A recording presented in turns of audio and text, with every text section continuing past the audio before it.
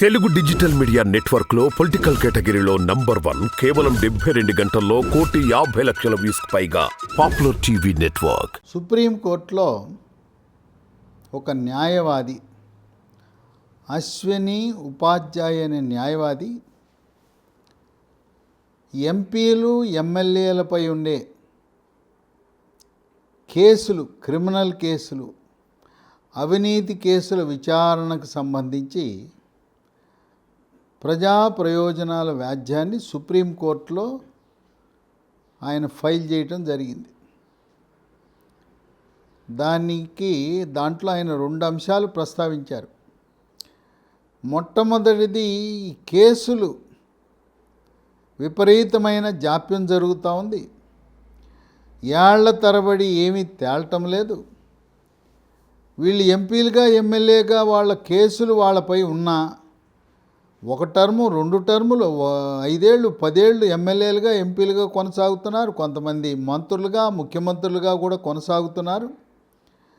నిందితులైన వ్యక్తులు ఎవరిపై కేసులున్నాయో వాళ్ళు అలా కొనసాగడం చట్టసభల్లో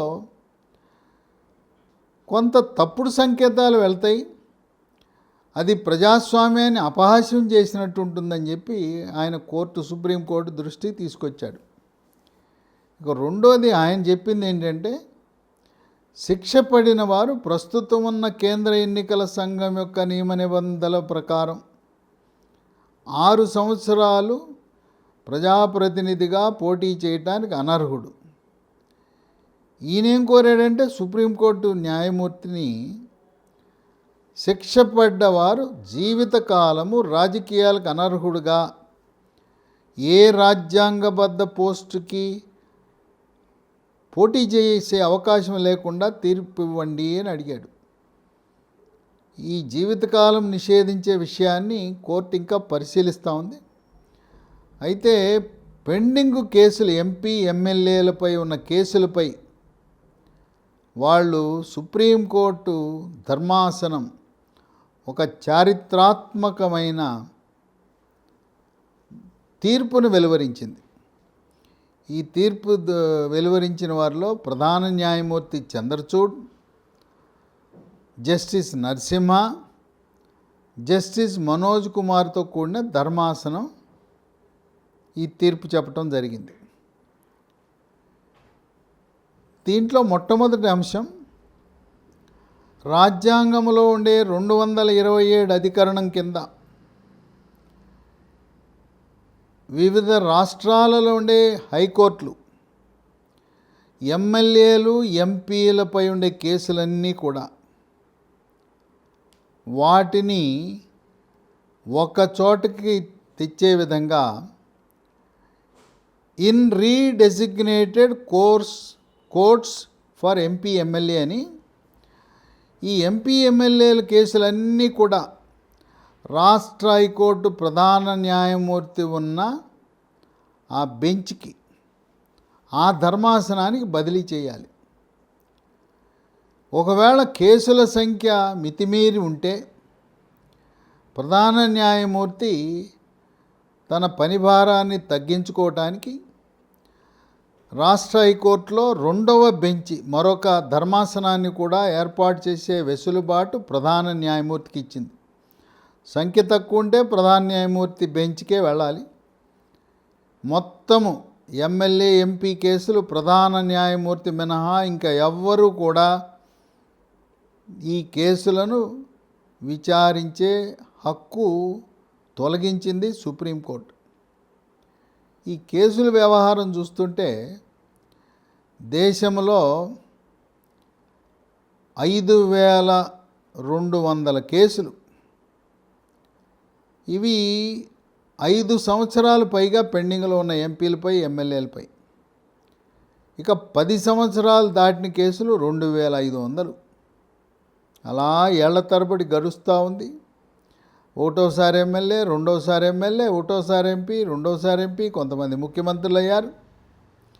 ఇక ఆంధ్రప్రదేశ్, తెలంగాణ పరిస్థితికి వస్తే 5 సంవత్సరాలు దాటి ఎమ్మెల్యేలు ఎంపీలపై తెలంగాణ రాష్ట్రంలో కేవలం 4 కేసులు ఉన్నాయి.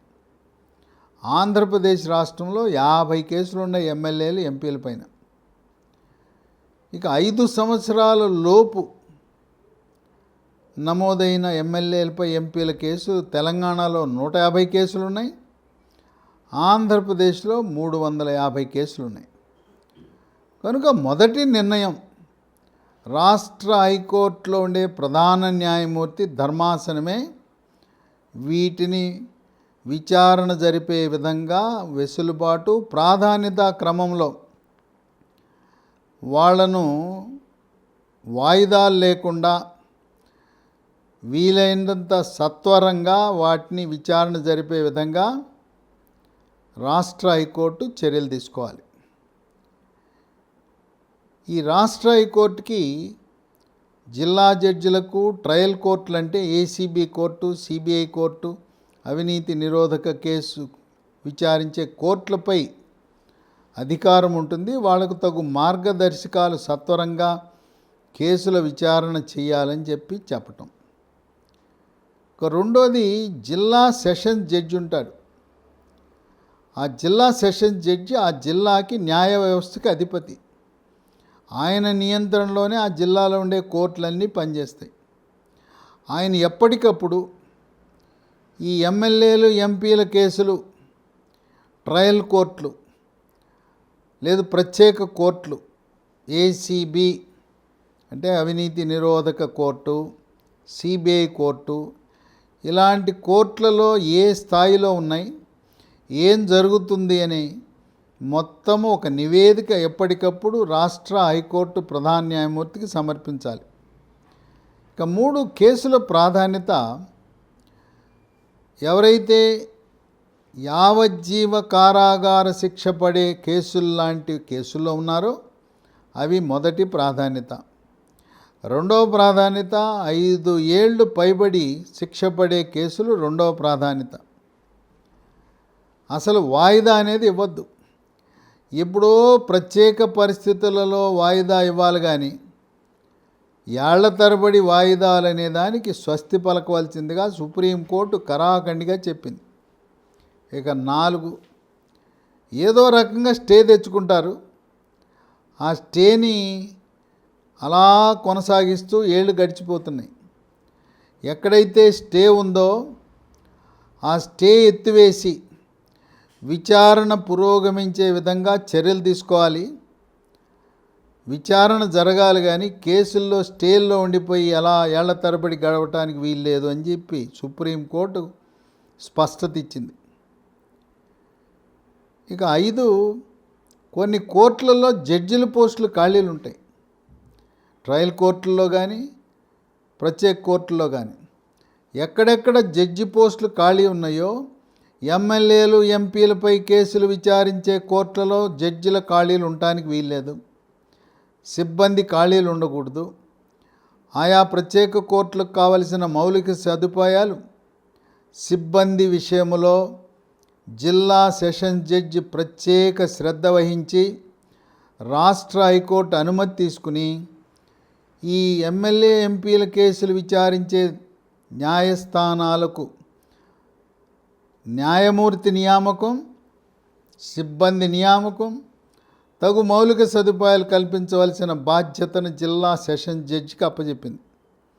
ఇక 6, ఆంధ్రప్రదేశ్ రాష్ట్ర హైకోర్టులో ఒక వెబ్సైట్ ప్రారంభించి ఆ వెబ్సైట్లో ఆ రాష్ట్ర పరిధిలో జిల్లాల వారీగా ఎమ్మెల్యేలు ఎంపీలపై ఎటువంటి కేసులున్నాయి, విచారణ ప్రక్రియ ఏ విధంగా జరుగుతూ ఉంది, ఒక్కొక్క ఎమ్మెల్యే ఎంపీపై ఎన్ని వాయిదాలు తీసుకున్నారు, వాటికి స్టే ఉంటే స్టే కొనసాగించడానికి గల కారణాలు అవన్నీ పొందుపరుస్తూ హైకోర్టులో ఉండే ప్రధాన న్యాయమూర్తి వెబ్సైట్లోనే ఎప్పటికప్పుడు ప్రతి వారము ఎమ్మెల్యేలు ఎంపీలపై నమోదైన కేసుల విచారణ ఏ విధంగా జరుగుతుందో పర్యవేక్షణ చేయవలసిందిగా సుప్రీంకోర్టు ఆదేశాలు ఇచ్చింది.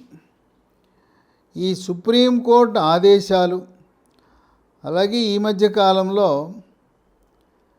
ఆంధ్రప్రదేశ్ భారతీయ జనతా పార్టీ రాష్ట్ర అధ్యక్షురాలు పురంధరేశ్వరి సుప్రీంకోర్టు ప్రధాన న్యాయమూర్తి చంద్రచూడ్కి ఒక లేఖ రాసింది. ఇక్కడ ఆంధ్రప్రదేశ్ ముఖ్యమంత్రి జగన్మోహన్ రెడ్డి, రాజ్యసభ సభ్యుడు విజయసాయి రెడ్డి వాళ్ళిద్దరూ కూడా గత 10 సంవత్సరాలుగా బెయిల్ మీద కొనసాగుతున్నారు. వాళ్ళు ఇప్పటికీ 3,100 అంటే 3,100 సార్లు 10 ఏళ్లలో అంటే సంవత్సరానికి 300 సార్లు వాయిదాలు తీసుకున్నారు. కేసు పురోగతి లేదు. వాళ్ళకి బెయిల్ షరతులలో ప్రతి శుక్రవారము కోర్టులో సిబిఐ కోర్టులో హాజరు అవ్వాలని షరతులు పెట్టినా ముఖ్యమంత్రి విజయసాయి రెడ్డి సిబిఐ ప్రత్యేక కోర్టులో హాజరు కాకుండా న్యాయవాదులతో వాయిదాలతో కాలయాపన చేస్తున్నారు. ఒక్క అడుగు కూడా ముందుకు పడలేదని చెప్పి సుప్రీంకోర్టు ప్రధాన న్యాయమూర్తి దృష్టికి తెచ్చింది పురంధరేశ్వరి. ఇదే కాకుండా మాజీ మంత్రి హరిరామ జోగయ్య తెలంగాణ హైకోర్టులో ఒక ప్రజా ప్రయోజనాల వ్యాజ్యం వేశాడు. జగన్మోహన్ రెడ్డిపై ఉన్న కేసులు అవి వాయిదాలపై వాయిదాలు పడుతున్నాయి. ఆయన బెయిల్పై కొనసాగుతున్నాడు.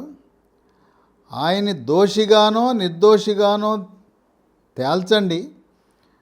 కేసులు విచారణ జరిపి హరిరామ జోగయ్య యొక్క విజ్ఞప్తి ఏంటంటే 2024 ఎన్నికల్లో జగన్మోహన్ రెడ్డిని ఆయన దోష నిర్దోష ఆయనపై కేసులు ట్రయల్ కోర్టులో ఆయనకి శిక్ష పడితే 6 సంవత్సరాల పాటు ఆయన పోటీ చేయడానికి అనర్హుడు. లేదు సాక్ష్యాధారాలు లేకపోతే నిర్దోషిగా ప్రకటించండి. ఇప్పటికే 10 సంవత్సరాల గడువు ఉన్నది అయిపోయింది కనుక మరో 4 నెలల కాల వ్యవధిలో తెలంగాణ రాష్ట్రంలో ఉండే సిబిఐ కోర్టుకు ఆదేశాలు ఇవ్వాల్సిందిగా హరిరామ జోగయ్య వేసిన ప్రజా ప్రయోజనాల వ్యాజ్యానికి స్పందించి తెలంగాణ హైకోర్టు జగన్మోహన్ రెడ్డికి, విజయసాయి రెడ్డికి, సిబిఐ కోర్టుకు కూడా తగు నోటీసులు జారీ చేయటం జరిగింది. ఒక పక్క సుప్రీంకోర్టు మార్గదర్శకాలు, మరోపక్క పురంధరేశ్వరి లేఖ, హరిరామ జోగయ్య యొక్క తెలంగాణ రాష్ట్ర హైకోర్టులో ఉన్న ప్రజా ప్రయోజనాల వ్యాజ్యం దృష్ట్యా జగన్మోహన్ రెడ్డి, విజయసాయి రెడ్డి వాళ్ళిద్దరిపై వాళ్ళు గతంలో 16 నెలల పాటు జైలు శిక్ష అనుభవించారు. అంటే రిమాండ్ ఖైదీలుగా ఉన్నారు. కనుక సిబిఐ కోర్టు వేగవంతంగా విచారణ జరిపి వాయిదాలు ఇవ్వకుండా ఏదైనా స్టేలు ఉంటే ఆ స్టేకి గల కారణాన్ని పరిశీలించి సాంకేతిక కారణాల వల్ల స్టే ఇచ్చుంటే స్టేని రద్దు చేసి ఇరుపక్షాల వాదనలు విని కేసు దోష నిర్దోష అని తేల్చవలసిన అవసరం ఏర్పడింది. కనుక 24 అసెంబ్లీ పార్లమెంటుకి ఎన్నికల నోటిఫికేషన్ రాకముందే జగన్మోహన్ రెడ్డి యొక్క భవితవ్యాన్ని సిబిఐ కోర్టు తేల్చబోతూ ఉంది. ఒకవేళ ఆయన దోషిగా నిర్ధారణ అయితే, ఆయనకి శిక్ష పడితే 2024లో జరిగే శాసనసభ ఎన్నికలకు ఆయన అనర్హుడవుతాడని సీనియర్ న్యాయవాదులు భావిస్తున్నారు. ఏదేమైనా సుప్రీంకోర్టు జారీ చేసిన ఎమ్మెల్యే, ఎంపీ వాళ్ళపై కేసుల గురించి విచారణ ప్రక్రియను వేగవంతం చేసే విధంగా ఇచ్చిన తీర్పు, పురంధరేశ్వరి లేఖ, హరిరామ జోగయ్య యొక్క ప్రజా ప్రయోజనాల వ్యాజ్యంతో వైఎస్ఆర్సిపి పార్టీ జగన్మోహన్ రెడ్డి గొంతులో వెలక్కాయ పడినట్టుంది.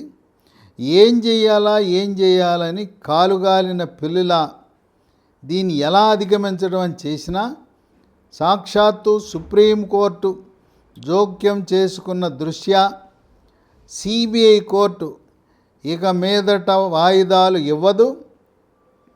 వాళ్ళు తప్పనిసరిగా కోర్టులో హాజరు కావాల్సి వస్తుంది. ఈయనేమో ముఖ్యమంత్రి అని అదే రోజు ఎప్పుడు వాయిదా ఉంటే ఆ రోజు ఏదో కార్యక్రమం పెట్టుకుంటున్నాడు ముఖ్యమంత్రి అని. విజయసాయిరెడ్డి రాజ్యసభ సమావేశాలు ఎప్పుడూ ఉండవు.